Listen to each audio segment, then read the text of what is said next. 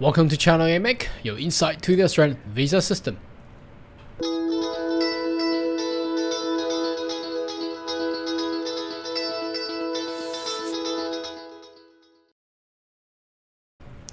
Good day everyone, my name is Carl Young, your online YouTube visa consultant.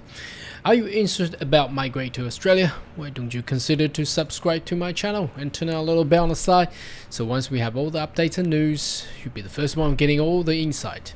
Now in today's video, I would like to take a little bit of tips of why you should consider a GTI, Global Talent Independent Visa. Now these tips are mainly categorized into three advantages that you can actually get of this Global Talent Independent Visa, and also at the end I'll provide a question and an answer to these questions. So if you have been following my video, or perhaps you have been seeing all other type of video content in regards to migrate to Australia, you may notice there's a category visa named Global Talent Independent. It's basically a category of visa applicant who are at a seniority of its skilled talent, well, predominantly focused on technological side. So this technology actually includes educational, technical, IT, ICT, space tech, advanced manufacturing, energy, ecosystem, and you can imagine agricultural, health, medical, that includes all in there. So the reason that the government of Australia is utilizing and had designed this visa is solely they want more of these brains to settle and perhaps come to Australia for the upcoming future, for the best and outcome of the economic of Australia. So the first thing is there are a couple of things that I wanted to mention to you. Is first, the advantage of a GTI visa is that it gets you into a permanent residency straight away. Okay, there is no requirement such as a 491 visa or 482 visa. You need to settle and work 3 years, or compare to a lot of other business innovation and investment visa, which requires you nowadays, whether it's going to be 1AA, B or C, at least 3 to 4 years of business or perhaps investment activity, and plus you need to stay in Australia. So none of this is required for GTI, so that's the best thing. Okay, and the second thing is obviously a lot of people had notice that these applicants can actually come with the whole family. Now family will include kids.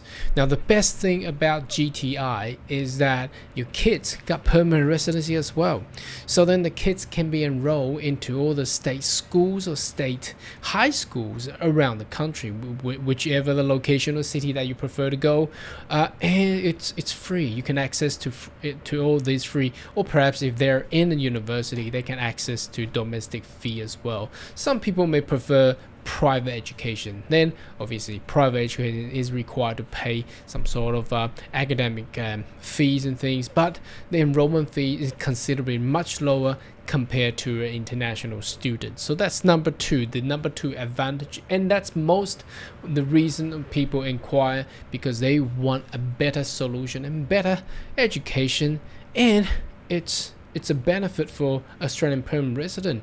You know, you don't have to spend a huge amount of educational budget for your kids, in considering if you have 2 or more kids.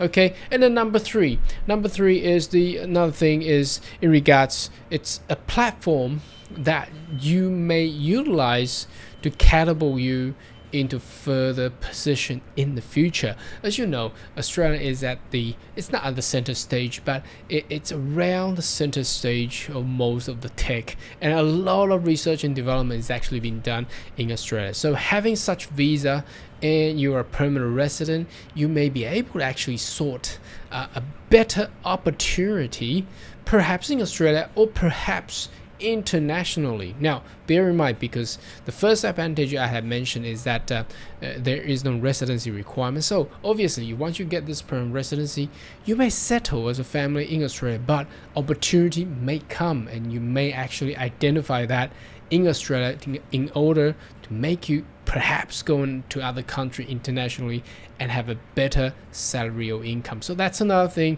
It's a way or platform that it could catapult you into further career profiles. So that's number 3. Now the last thing is that I wanted to say about this is a lot of questions come to me is that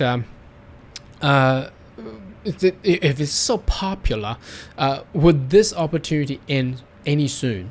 Now my question is no.